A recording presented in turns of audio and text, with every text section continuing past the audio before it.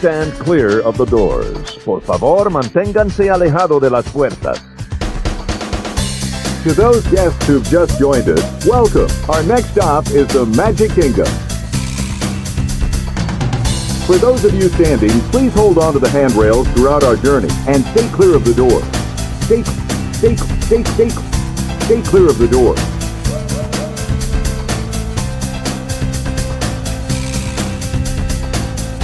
Ladies and gentlemen, we are approaching our station at the entrance to Main Street, USA.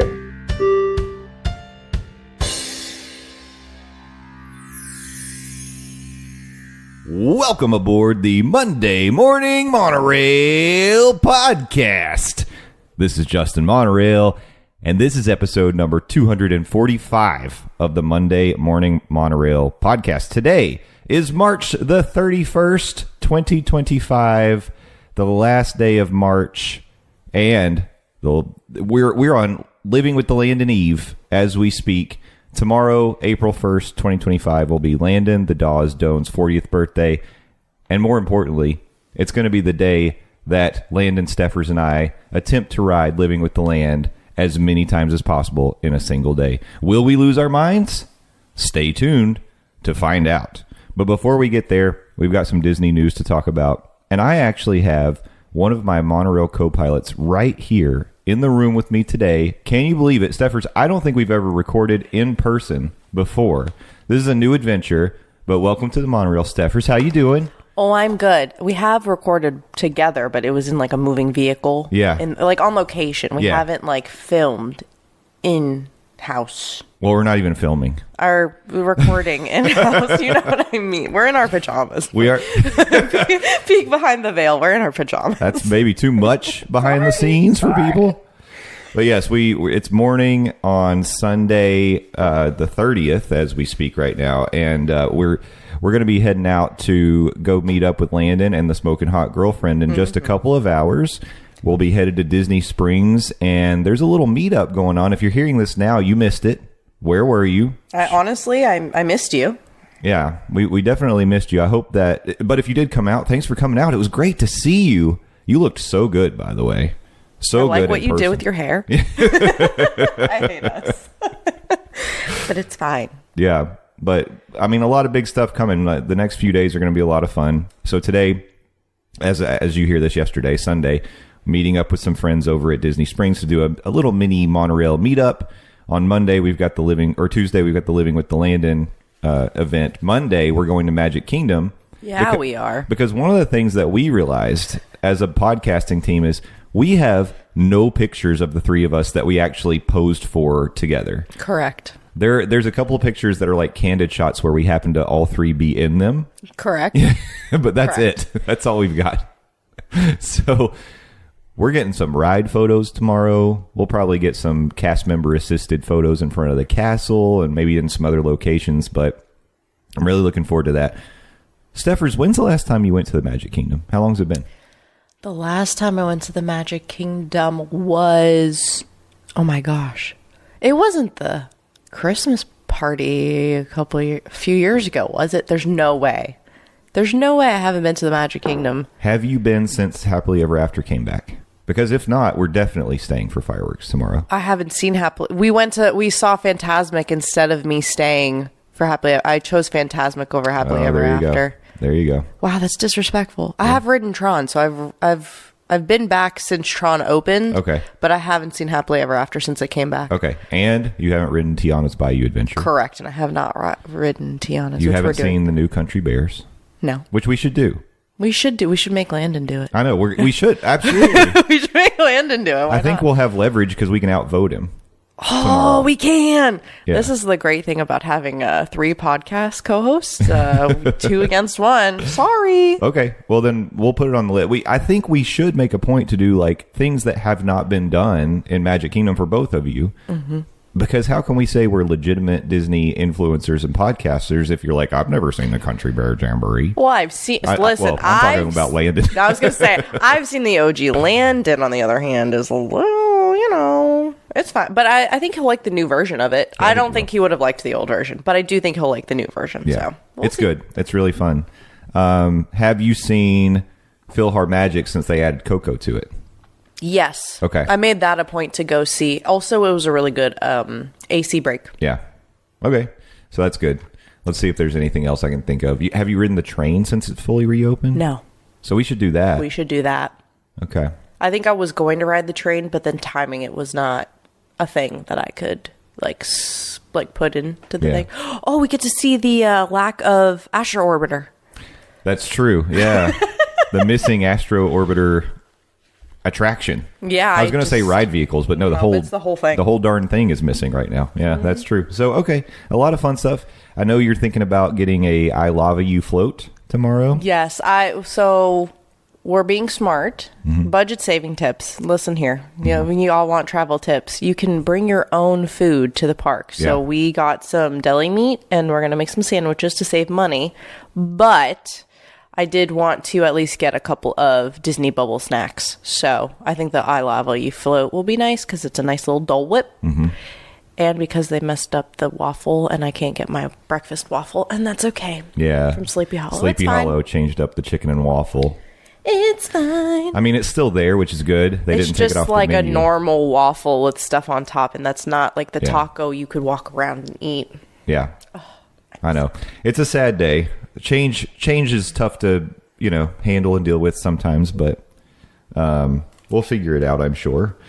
But and I was going to mention we did make a reservation for dinner tomorrow because we're going to be eating at the Skipper Canteen. Yes, we will. Which is a place I think all of us have been, but it's a place we all together, including Lindsay, we all enjoy this place quite a bit. So we could agree on it. We all shook hands. We made a deal last night and looked each other in the eye. We gave a firm handshake and we were like, yes, we agree. We did a spit shake over strawberry beer. That was terrible. But, it's fine. It was really bad. It was terrible. It was not great. I don't like beer. Don't get me wrong. It would have been whatever. But this strawberry one was not it for me. Yeah.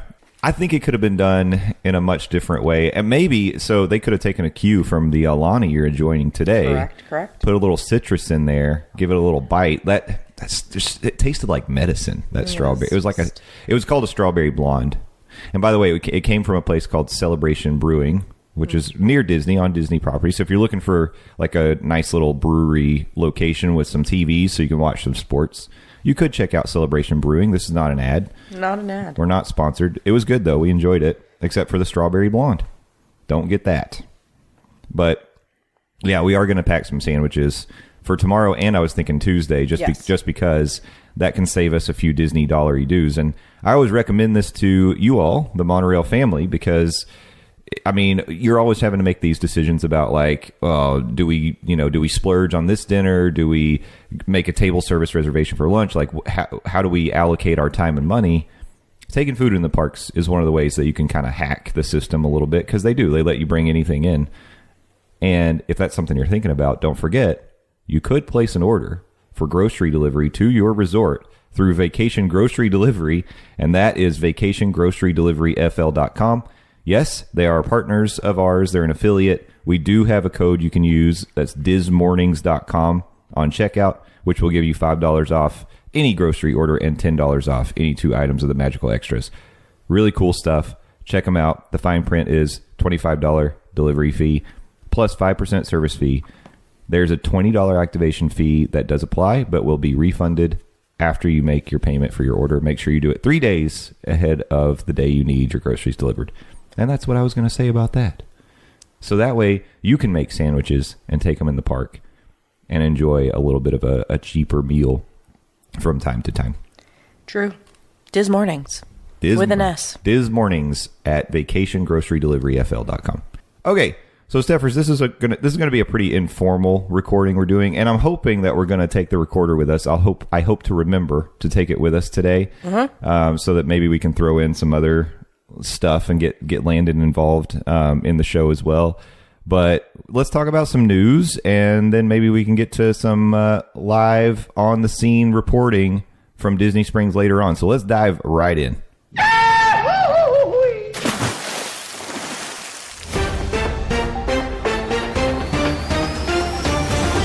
That's right, friends, family, dreamers. We're back again with the headlines from the Walt Disney World Resort. And you can follow along at dismornings.com if you're the reading type. But if not, if you're the listening type, oh, you're in the right place. Stephers, I wanted to mention this right off the bat because we're going to be in Epcot on Tuesday, and I know we're going to be isolated to the land pavilion for most of the day. That is true. So yeah. we're not going to see anything outside of land. You're going to take a little trip and do a little tour around World Showcase in the middle of the day. But I think Landon and I are pretty much going to be just in that one spot all day. But sure. We all love the World Showcase. We all love the Rose and Crown. And here is something that might be pretty interesting to our listeners, because I think we have a lot of people after our own hearts out there who love to get a little drink at the Rose and Crown. There is going to be a multi-month refurbishment that will take place at the Rose and Crown. And they are going to set up a temporary bar outside in the UK pavilion. So you can still get some of your favorite Rose and Crown drinks out at the temporary outdoor bar. But the Rose and Crown is going to be shutting down, and it's going to be down for 10 weeks. That's wild. Yeah, it hasn't been announced just yet, like the timing, but it is going to come pretty soon. And it's kind of crazy, too, thinking that they're going to be doing this heading into the summer months. I was looking at the calendar. That's not exactly the most efficient. So maybe that, I mean, also they could use it as a way to push people to try new things. But there's also going to be like festivals and stuff. So maybe maybe they might do it during festival season and then have drinks, have that outdoor bar, but also have drinks from like the UK pavilion, like featured in the festival. Maybe. They could. Yeah, they could. That would really be the only way that works, in my opinion. I mean, tough losing a nice spot. You're not getting like the best air conditioning in the world in the Rose and Crown, but it is indoor. It's a little bit cooler than being out in the hot, boiling Florida sun. I guess maybe if they kick this off, like say in the next couple of weeks, they'll have it wrapped up before we get into summer proper. So that's true. Yeah. I guess we'll just have to see when they start. Yeah. But considering that temporary bar is like out and ready to start operation like ASAP, or it may have already, by the time you're listening to this, that bar may be running. I'll report back. Okay. Stephers can give us an update after her walk around the World Showcase. Yeah. I don't know. Rose and Crown's a place that is always packed. It's always hopping. And I like, even when it is festival season, I don't usually get a lot of adult beverages from the kiosk or booths because you get small pours and it feels like you're paying more per ounce, even for beers, than you would just going to one of the bars. So I tend to hop in Rose and Crown and, get my Irish hen or maybe my black and tan or something from there, and then move on and just focus on food when I go to the booths. That's always my strategy, but your results may vary. True. It's true. Yeah. Well, this past week, we finally got an official confirmation for the opening day for a couple of shows in Hollywood studios that are much anticipated, things we've been talking about for quite a while now. It's official. The Little Mermaid show and Disney Villains Unfairly Ever After will open on May 27th, both of them on May 27th, just before Memorial Day, I guess. What day is May 27th? Is that like a Thursday or something? I'm checking. Fact checking. It is a Tuesday. That's a random. It's a Tuesday. It's the day after Memorial Day, so it's a Tuesday. Okay.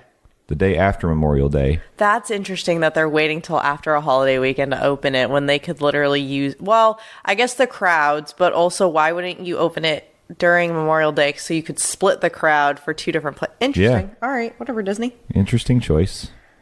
Very cool. I mean, I guess, does it surprise you they're opening both on the same day? Yes and no.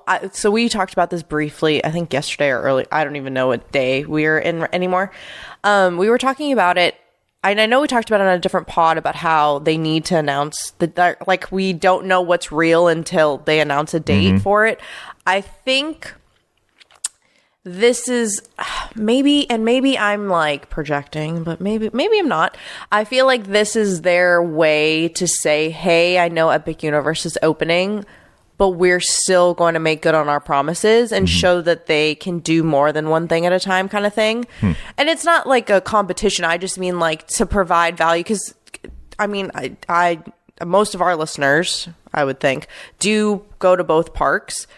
So I think that them doing this is a really good idea because you get the bang for your buck. If at least for me, typically when I come down, I try to make at least 1 or 2 Disney days to go with my Universal days.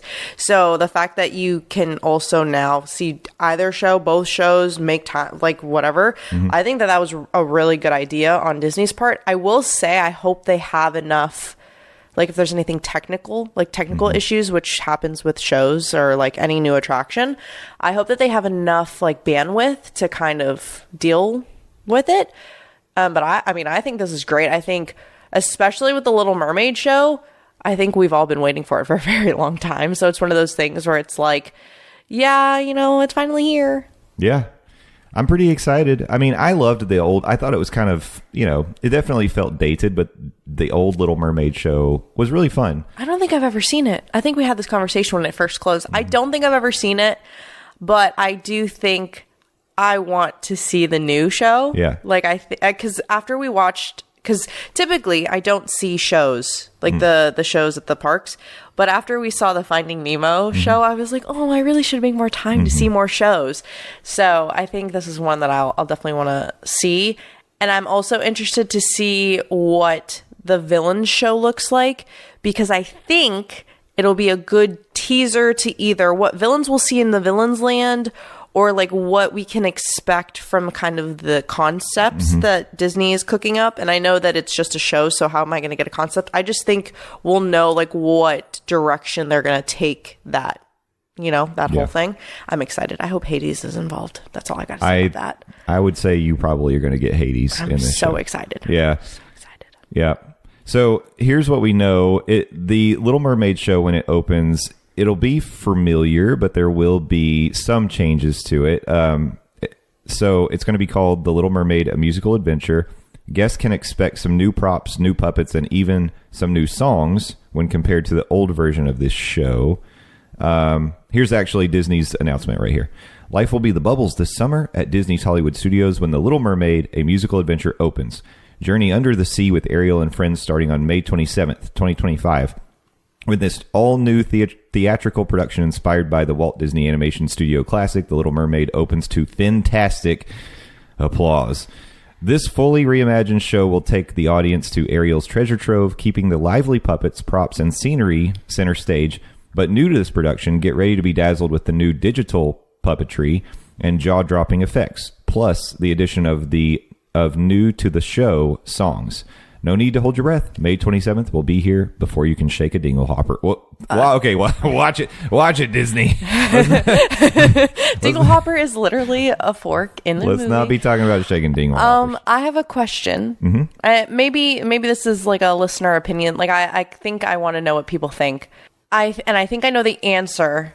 Is there any pause to the fact that we're not including any of the live action stuff? Like, I know that they've made a meet and greet for the newer Little Mermaid, and I haven't seen it, so I actually don't know if all the songs. I think there's different songs, different versions. I don't remember. I don't know.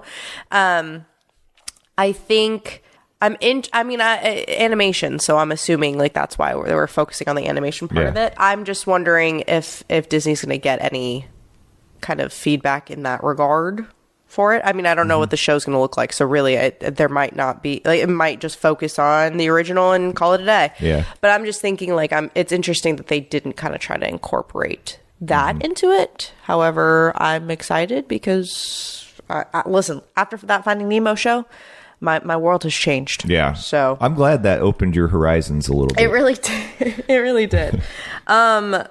Oh, wait. Disney also... I'm going to read the announcement for the Disney Villains Unfairly Ever After. Do it. Okay, so Disney Villains Unfairly Ever After opens on May 27th in the Sunset Showcase venue, the former home of Lightning McQueen's Racing Academy, which I've never been to. Sorry. Here is the official announcement. Magic mirror on the wall, what else can you tell us about Disney Villains Unfairly Ever After opening this summer at Disney's Hollywood Studios? You don't need to wait for a cursed spindle, a litter of puppies, or your motley pirate crew for this wickedness coming soon. Just announced Disney Villains Unfairly Ever After will cast a spell over Hollywood studios this summer starting on May 27th, 2025. In this new show, the villains we love to loathe take center stage. To figure out who has been the most misunderstood, the Magic Mirror summons you, yes you, to help him decide who's been the most unfairly treated. The likes of Cruella de Vil, Captain Hook, and Maleficent step into the spotlight to make their case about why they've been treated the most unfairly over the years. Step into this mysterious realm where Disney's most infamous baddies finally get their chance to share their side of the story. The fact that Disney used baddies in their announcement drives me wild. Wow, okay. Interesting. Is it always going to be Cruella de Vil, Captain Hook, and Maleficent is my question. So I think the way that I've understood this show, those are going to be the three that sort of host the show. And then there's going to be other villains that show up and get involved. Interesting. And I don't know if that's going to change between each performance or how that'll work exactly. But yeah, I think they're the main ones for sure. Clearly, if we're reading the tea leaves here. Sounds like there's going to be more villains than you can shake a dinglehopper at. That's okay. Wait. So now my thing is how are you not going to have Ursula? You can't be shaking your dinglehopper and not have Ursula. I'm just saying. But I think the marketing for this is interesting. Not in a bad way. I don't know if you could pick your top 3 villains to host. Mm-hmm. Like Maleficent. I think what they're doing, and I'm not trying to demean any of these villains, but like Cruella de Vil feels like an understated one, so I feel like that's why they're kind of putting her in that spotlight. Captain Hook is a classic, but like if you could pick 3 villains, which 3 would you pick? This is a great question. I almost feel like it should be a question of the week. Yeah. Wait, let's make it a listener question for sure. Question of the week. I have an answer. Okay, go ahead and do I share it? Yeah, or do you can share do yours next week? I'm thinking, and this is just me and my preference. I think Dr. Facilier. That's one I would say. Yeah. Hades. Mm-hmm. Maleficent is a classic, but hear me out. Mother Gothel as a host. I feel like and the only reason why I say that is because I've played Disney Dreamlight Valley, and she's kind of obnoxious in Disney Dreamlight Valley, and I just feel like she's like very like demeaning and like kind of annoying, so it like makes sense. Those would be probably my 3. I love Maleficent, but like she could just be like the mastermind, like Deal or No Deal. She could be like the banker that's behind the scenes, I don't know. Well, that almost seems like that's the Magic Mirror role. It's going to be like up on the wall, kind of overseeing what's happening. Yeah, that makes sense. Well, those are my 3. Okay. Let us know in the Discord, in the Facebook group. We're that's our question of the week. That's a great question of the week. Yeah, that's really good. I mean, we were doing this so off the cuff and unplanned. No, I'm saying, Stephers, you're shining under this spotlight right now. It's the Alani. It's kicking in. I couldn't get the Wordle, but I did get the Wordle. You got it. But, now my Alani. It was connections you failed. Okay, you don't have to tell the whole internet that I failed the connections today. Sheesh. That's exciting. I'm excited to see both shows. I'm not going to be there on May 27th. I was actually thinking, because we've got this little sort of silly meetup where we're going to marathon Muppet Vision 3D, and I was like, oh, it's too bad it's not that day. I know, that's unfortunate, but yeah, because that's in May. I think it's like May 16th. I'll have to look. It's in the Facebook group. If you're in the Monday Morning Monorail Fam Facebook group, I've got a little event planned to meet up at Hollywood Studios and just watch Muppet Vision all day. And that's going to be a loose watching Muppet Vision all day because, let's be honest, Baseline Tap House is right there. We'll probably visit that place a time or two. But yeah, the idea will be to watch it a bunch of times. So, but yes, it would have been cool to have those shows open at that time because then we all could have enjoyed them together. For those of us who are going to be there and I'll be there in spirit. Nutty Muppet Vision fans. Well, exciting stuff. That's interesting to think about because now Hollywood Studios is going to have the Villain show, Little Mermaid show, the Frozen show, Indiana Jones, Beauty and the Beast.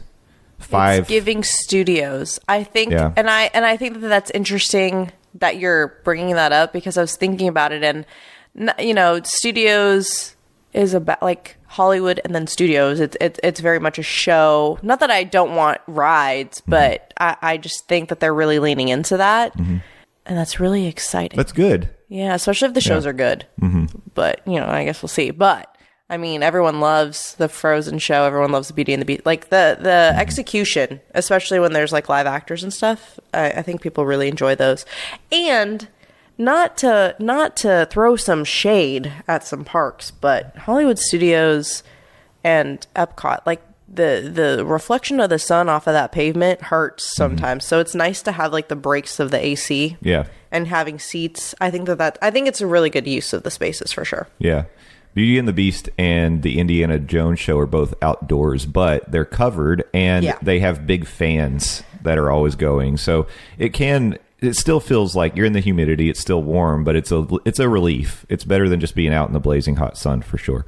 I actually still am going to use this platform to advocate for a Star Wars show. We need some sort of a Star Wars stage show in Batuu. Like, it would be great. I would love to go back there with a little, blue milk cocktail and go watch some feats of Force usage or something.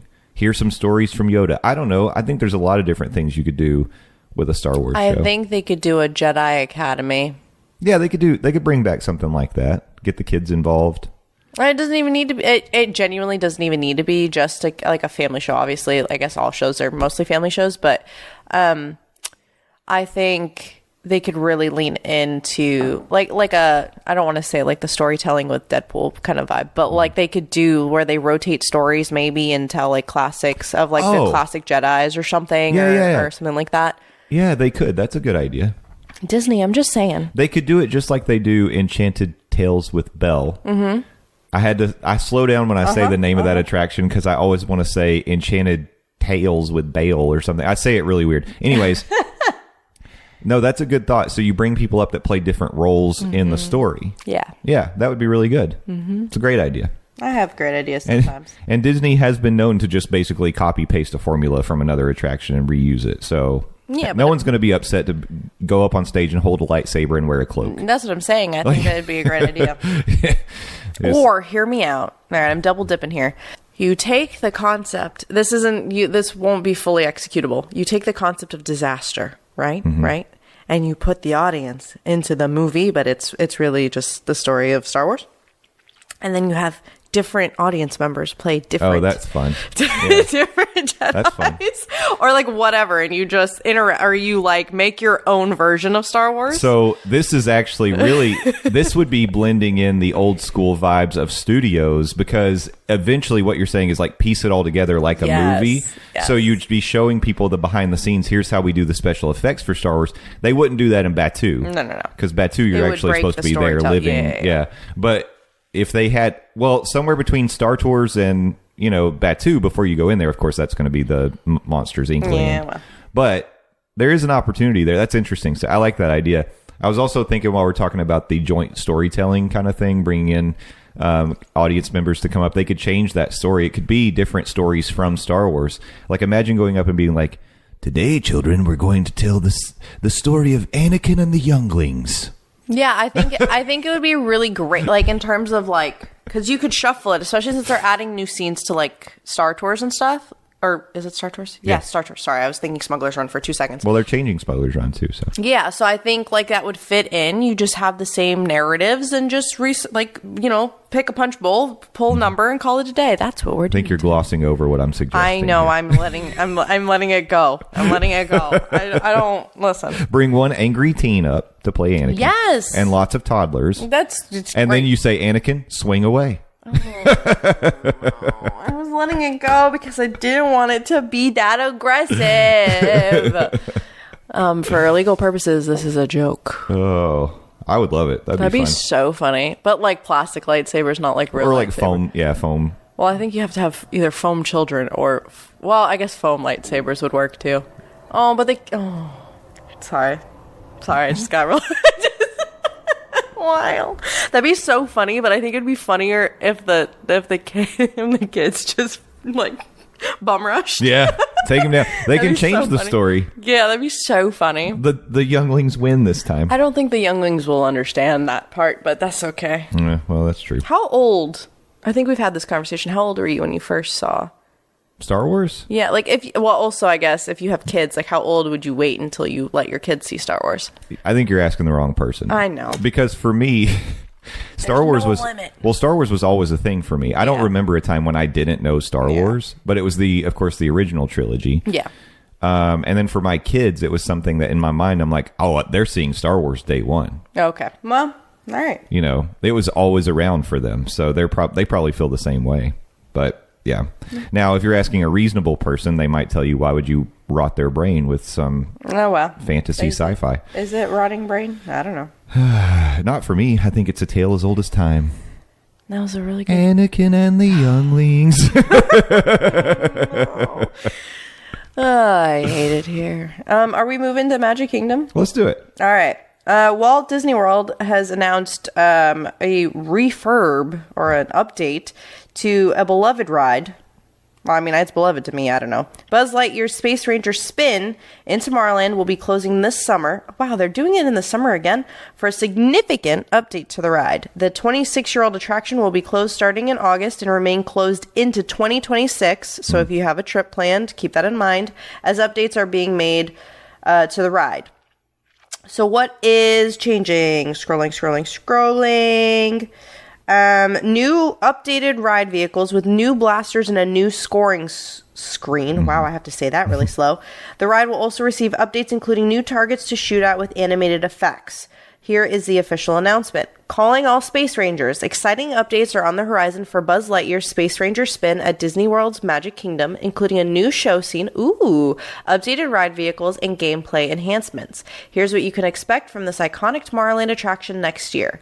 Brand new scene. As their adventure begins, guests will now be greeted by an all-new character. This friendly robot, aptly named Buddy, was created by Walt Disney Imagineering and Pixar Animation Studios to play a key role on the Star Command team. As a support bot, okay, Baymax. Buddy makes sure departing Space Rangers are fully prepared for their mission, enthusiastically providing encouragement, final system checks on their Star Cruisers, and a chance to hone their blaster aim. This will be a great time for guests to check out some of the new interactive target features before blasting off to defeat the evil Emperor Zurg and save the galaxy. New ride vehicles. Star Cruisers will also receive a facelift with a new design inspired by the colors of Buzz Lightyear and Star Command.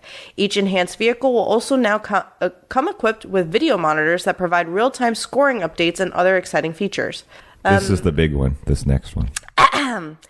Handheld blasters. Each ride vehicle will now include handheld blasters for better aim, helping guests to score even more points. These new blasters will be perfect for our younger riders, allowing them to participate more in the experience. And if you've ever wondered where you're aiming, don't worry, you're not alone. These enhanced blasters will now include an always-on laser and come in 2 different colors per Star Cruiser, in addition to new lighting, sound, and vibration effects so players know where they're aiming throughout the mission. Wow, Disney, let's go. There will also be interactive targets. The static Z targets found in the attraction today will be upgraded with new technology that will allow them to react and light up when hit. It also opens the door for a few other ideas Imagineers have in mind.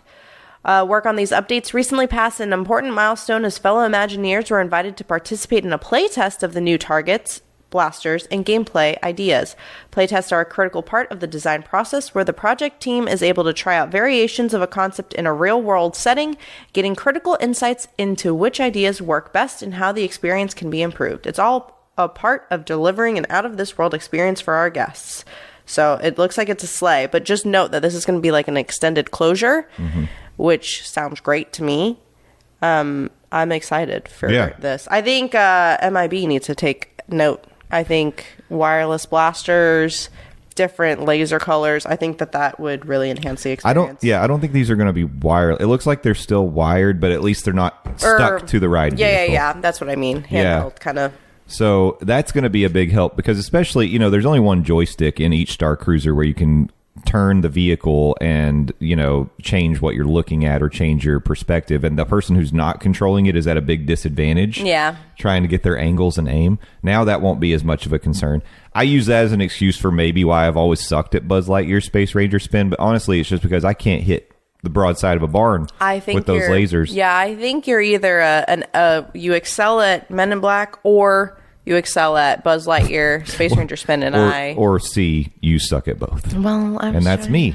No. It is me. It's kind of crazy. I feel like I'm a decent video gamer, and usually like when I go to arcades and I play games like that, I do okay. But like, oh, you know what? I do much better at Villain Con. The Minions? Yeah. Interesting. I haven't done that one yet. And that one is you're just like standing on a moving sidewalk, basically, and you are standing with your blaster in hand, and you can turn and look all over the place. I do much better with that. I think that's because there's not a moving vehicle. Like I feel like that the vehicle aiming, like the ride vehicle aiming and like positioning, you're more free flowing on Villains Con, I guess. Yeah, I guess that's true. Maybe we'll see. I mean, there's got to be some reason for it, but at least I can say I feel like I'm okay at that game. No. I'm proud of you. Thanks. You get an A for effort. I try every time. Right now I have to ride Buzz Lightyear by myself so I don't get shamed by whoever's riding with me. Oh. Yeah. It's okay. Every time Natalie or Cocktail Bob or Skipper Bob or somebody posts their 99999 score. Oh, what about how do you feel you do on Toy Story Mania? I feel like that's a different beast, man. My wrist hurts after that. I think I'm okay, but I don't know if I would put that in the same realm. Only because I feel like I honestly feel like the hitboxes and like the what's it called? Not the screens, but like I feel like you have a bigger chance for error, like a wider range. And I don't like the whatchamajinkers, the blaster things. Like pulling the cord on. Yeah, I feel like it's more forgiving than the lasers are. But that's just me, maybe. I don't know. Well, all right. Just saying. I think I do okay on that one. Yeah. I've never like set the high score of the day. Oh, I don't think I would ever do that, but I feel like I like the rhythm. I think I'm better with the rhythm on that one. I feel like I lose my laser more times than not on the blasting I never know what I'm aiming at ever. But hopefully you're going to have a little always on laser dot that'll help you out. But we'll see. It's going to be great. We'll see if I improve someday. The only time excuse me. The only time I've ever maxed out on Buzz Lightyear was because the ride broke down in the Zerg room. Oh, and you just... I lit him up. Lit him up. But I did do it. Oh, there was one more Magic Kingdom thing that I found. What is it? The Wish Float has been revealed for Disney's Starlight Nighttime Parade at Magic Kingdom. I don't know if anyone has seen Wish, but I mean, I enjoyed it. It's just definitely a different animation style that I'm used to with Disney. The new reveal is that of a Wish-themed float featuring Asha, I don't know if I'm pronouncing her name right, and Valentino. And then there is a concept art rendering. You're a Star, your first look at the Wish float coming to Disney Starlight, Dream the Night Away at Magic Kingdom. I'm excited for this parade. Me too. I think I'm going to connect with this more than I would the electrical. Main Street Electrical Parade? Thank you, that one. I feel like I'm not... I know people love it. It's not something that I'm like attached to. I definitely have I've got the nostalgia for that one. So. Yeah. See, I wish I did. I just don't, unfortunately. Some people have it for Spectro Magic more than they do Main Street Electrical Parade, though. I don't know what that is. It was just another nighttime parade at Magic Kingdom. Oh, okay. So there was Main Street Electrical Parade, then it went away and there was Spectro Magic, and then the Main Street Electrical Parade came back. Oh, okay. Okay. Yeah, all right. I do remember hearing about that, actually. I just don't know enough. And if you know the connection, if you ever see the electrical water pageant, the music is the same. It's like Calliope, the ding ding ding ding. How long am I going to do this? I don't know. I was just letting you live your best life. But that connects to both the land and sea parade. Oh, you see. I love that. I love a connection. Yeah. Rainbow. Never mind. Never mind. You could sing. I just did. No. Whatever I just did. No. I know that's usually my thing is to sing on the pod, but I need to not, especially with my nasally. I don't ever get it live in person, though. I know. You'll have it all day. I'll have it all week. I'll be here all week. I got one more thing I want to share before we wrap up. So There is a new activation coming to Walt Disney World this summer. It's called Cool Kids Summer. From May 27th through September 1st, families should be on the lookout for limited time experiences perfect for young kids in the theme parks, including kid zones featuring new activities and fun ways to interact with more Disney characters.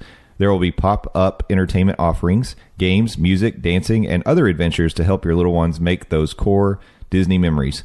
For example, over at Magic Kingdom, families can discover kid zones with added fun and Storybook Circus, and in Tomorrowland with Stitch. And following the Epcot Flower and Garden Festival, families with young kids will be able to cool down while enjoying the ultimate game, party, and play space, featuring none other than Goofy as he takes over Communicore Hall at Epcot. We don't want to spoil all the surprises, but be on the lookout for more details soon. Characters during early entry. Some of our characters will also be out in the park earlier than normal for Disney Resort hotel guests during their daily early theme park entry period. Valid theme park admission required. What better way to rope drop than say hello to some of your favorite Disney pals? So, pretty cool offering. Obviously, Disney's trying to find ways to build some excitement for the summer months because, as we all know, there's a big theme park opening down the street. Yep. And they've got to have something to say, well, hey, this is a cool thing that you can do. Why not hang out here instead of going to the fancy new thing down the street? You know what's funny? Or like something I thought about is we keep saying like, or, you know, the community in general is just like, oh, how is Disney going to like answer this? Or like, what's their response going to be? Like, what's going to be their new thing? Mm-hmm. But I think what's funny is that so many people are going to come down to experience Epic Universe. But Epic Universe, most tickets are only one day anyway.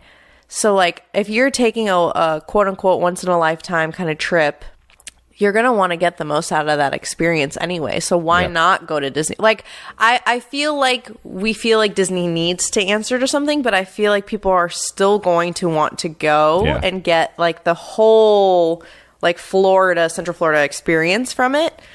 I think that I'm glad that they're adding some stuff, but I also don't feel like they necessarily need to, at least right now. Like, I think it just needs to, provide value. Like, they are adding stuff. Like, I don't think they need to be any sort of aggressive. Aggressive. I'm excited. They're coming out with a lot of stuff. I think it could go a few different ways. I think you have families who are Disney loyalists, and maybe Epic opening, they might think to themselves, oh, we'll get the one-day ticket, we'll go see it, but we're still going to stay at Disney and do the Disney thing. Yeah. Maybe we just don't go, I'm going to speak for John Q. Public here. Maybe we just don't go to Animal Kingdom. Whatever, fine. That's fine if that's what they do. Stay out of my Animal Kingdom and go to Epic. Then there's another group of people who are probably going to say, when we make our trip down, we usually stay at Disney, but we've always said we should do a Universal weekend. And those people are going to they're going to get those 3-day passes that have the one day at Epic. They're going to stay at Stella Nova, Terra Luna, something like that. Do Epic, do Studios and Islands of Adventure. And that's their trip this year.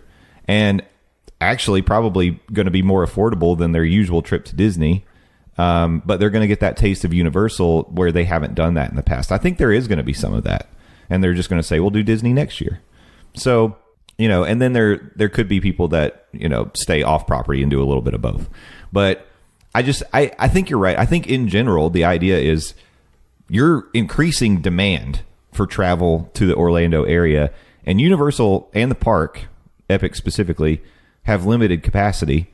Not everybody can do those things or stay in those hotels. Like, they have to go other places and do other things too. So it's just like the rising tide lifts all boats things. Like, I think Disney's going to get some runoff of people who came down to go to Epic, and now they're also going to go to Disney. It's going to work that way too. So, but also I think, to your point, I think it's going to definitely balance, only because Epic opens, but also like Test Track's under refurb, and all these attractions are getting like updates. Some people don't want to spend like the $10,000 to go to Disney. I mean, honestly, some vacations are $10,000, but a family of 4, you could easily do that. I think that they'll also be smart and just wait, because Epic Universe is open, and it's going to be open for years now. Yeah. So it's like, you don't have to go the first year it opens. Mm-hmm. So a lot of people will also, like, I think next year is the year to watch, because I think a lot of people are going to want to see all the new experiences that Disney has to offer, but also the I think that Epic's going to be crowded and a lot for the foreseeable future, but then you'll have like the opening crowd die off, and then you'll get to experience both. Like, I don't know. I think it'll definitely balance out, and it's very exciting. It is, yeah. I'm just looking for it's. You can't look at this as anything but a positive if you're a theme park fan. Yeah. And Epic, from everything we're hearing, and we still need to do it across the Universal. We do. Maybe we'll do that whenever we get this all wrapped up. But Epic is going to set a very high bar for what a theme park experience can be, according to everything we're hearing from team members or friends and family that have been able to go so far. So again, Disney's going to look at that, and you're not going to be able to get away with opening lands or parks that don't meet a new standard, meet a new bar that's being set. So you're going to have to do better than that, or at least equal that quality. We saw that when Diagon Alley opened up, because Disney responded with Batuu. Like, that was kind of the response to Harry Potter Land. So I just think that it's a good thing especially for diehard theme park people. I think it's not turning it. I don't think it's a competition. I think it's very much a like push yourself to be the best version of yourself. So I just like, it's a response. Don't get me wrong, but it's also very much like what is our next? Because now with the toothless and like all this stuff, like how Disney, Disney's gonna have to come up with their next interactive experience or whatever it is. I'm gonna be excited. It's gonna be great. Oh my god. Oh, isn't that crazy? I was actually just curious. I'm shooting from the hip here. I don't have my facts in front of me, but I was like, Diagon Alley opened at what? Like, when would you guess? What year do you think Diagon Alley opened? 2013. Really close. 2014, July 8th, 2014. I was thinking I was a freshman in high school when Hogsmeade opened. Okay, so what year was that? 2009ish. 2008, 2009. Hogsmeade. Okay, so Hogsmeade came first. Yes. I had it backwards. I was thinking it came after. Okay. No, because that whole area of Universal had to be changed. Remember? Yeah. Right? Am I right? Fact check me right now. No. Okay. I think you're right. Okay. I'll tell you the year. The year was 2010. 2010. Oh, okay. Hogsmeade. So it was when my freshman year was ending. Got it. When my brother was graduating. Sorry, I knew it was my freshman year. I just couldn't remember if it was the beginning end or the end. Slay. I went to Hawaii instead of the opening day of Hogsmeade. Fun fact of the day. My brother and my dad went, though. And they had a grand old time. And it's been a thing ever since. Pandora opened in 2017. Why did I feel like it opened? So that was when I graduated college. I thought Pandora opened a lot earlier. May 27th, 2017. That's when Pandora opened. Wow, time is like... Time is so... I want to just say, after the world caught on fire, like, the construct of time just doesn't exist. Like, it's wild. Because, like, back then, it would have been like, oh, yeah, it's been, like, 4... Like, you could tell it was, like, 4 years ago. Yeah. Now, it's just, like, 2017 seems like a lifetime ago. It seems like a lifetime ago. Yeah, anything pre-pandemic feels like a different life. Yeah. Wild. Yeah. Oh, my gosh. And it really was, honestly. But... 2017, so that opened the year after Diagon Alley, but really, and that may have been more of a response then to Hogsmeade, Pandora, and then Diagon Alley opens, and then Batuu opens in 2019. You know what it might be? I think I mean, I'm gonna generalize this, but I think maybe they're getting their Pandora extension, like their expansion. I think that's gonna. Well, they could, but. They're already doing so much in Animal Kingdom. Not right now, but I think like planning wise, like I think on paper, and I think that'll be our next Blue Sky thing, because with the new movies, like I just feel like they're getting their ducks in a row. Because I feel like if you're going to expand it, you need to include everything that's coming up, or like that. I don't know if they're doing another Avatar movie. Oh yeah, but I think they are. I think there's like 3 more. That's what I think that they're going to use the elements of those movies and then introduce something that will make the whole thing. Because I think we've said it all the time, but Pandora like should be bigger in my opinion. So. I mean, it's an impressive land. It is. And Na'vi River Journey, I think I'd make jokes about it being like, it's fine. It's a good ride. It's fun. Not worth waiting more than like 30 minutes personally, but Flight of Passage is legitimately an e-ticket, one of the best rides in the resort. I love Satu Lee Canteen. I think that area is just themed like so beautifully. But yeah, it could use one more ride, and maybe I would love to see a table service restaurant as opposed to a quick service in Pandora. I wonder how they do that. That would be interesting. You know what I would love? Okay, hear me out. Picture this, right? Picture Rainforest Cafe, but instead, like, it's the tree. Mm-hmm. Like the I don't know what it's called. I haven't seen Avatar in so long, but like the one where they connect each other. Mm-hmm. I think that would be so that'd be cool. Pretty. Mm-hmm. And like as a table service. Yeah. I think that would be great. I'm just saying, I'm going to put it out there. Disney. You're spitting straight fire today. I am so, like, my ideas, I can't get the connections, but I can give you some $1 million ideas. Oh. Hire me, Disney. Hire me. Still unemployed. Stephers needs to get paid. True. Well, I feel like this is a good place to take a little break. And also, we need to start getting ready. We got a big day ahead of us. I was going to say it, and I'm not going to say it. We do have a big day. We do have a big day. I'm too scared to say the V word on the pod. Oh, okay. Because I feel like I'm going to mispronounce it every single time, so I don't want it to be on the internet for all time with me saying it incorrectly. Well, so shortly we're going to be heading down, picking up Landon and Lindsay, and we're going to head to Disney Springs. Again, for those of you who managed to come out on Sunday, thanks for coming out. We're looking forward to seeing you. Yeehaw! So the next time you hear us, hopefully, it's going to be live from CityWorks in Disney Springs. We'll talk to you in a bit. Stay tuned. Hey, Monorail fam. Are you planning a trip to Walt Disney World and you're looking for a way to save a few dollars? Well, let me recommend my friends at Vacation Grocery Delivery. You can visit their website at vacationgrocerydeliveryfl.com. This is a company owned by former Disney cast members, and their service goes beyond groceries. You can order strollers, coolers, or even birthday cakes. They have easy online ordering, and you can add item-specific notes for all your preferences. There's even a special water delivery option for $4.49. Their fees are $25 for delivery plus a 5% service fee. A $20 activation fee applies but is refunded after you make your payment. Use the promo code DIZMornings for $5 off any grocery order or $10 off any 2 items on the Magical Extras. Make sure you schedule that delivery at least 3 days before you need it, and they're going to take care of you. Thank you, Vacation Grocery Delivery. Virtual fist bump, vacationgrocerydeliveryfl.com. Hi, everyone. It's me, Justin Monorail. Well, I've got some bad news for you. We were wrapped up in the moment, and we absolutely did not record anything in the parks or at the boardwalk or at Disney Springs at all. We were living our best life, having a great time. But just know, Landon sends his love. And as you're hearing this, we're getting ready to go to bed and get rested up for Living with the Landon tomorrow, which is when this episode comes out, Tuesday, April 1st. April Fool's Day, you get a Monday Morning Monorail podcast. Congratulations! So wish us luck. And we'll be posting updates at Morning Monorail on Instagram. And in the Facebook group, the Monday Morning Monorail fam, we'll put all of our adventures and progress out there so you can keep up with us throughout the day. For now, we'll sign off, and we will talk to you all next week. And until then, thank a team member, thank a cast member, be excellent to each other, and party on, dudes. We'll see you next time. Bye-bye.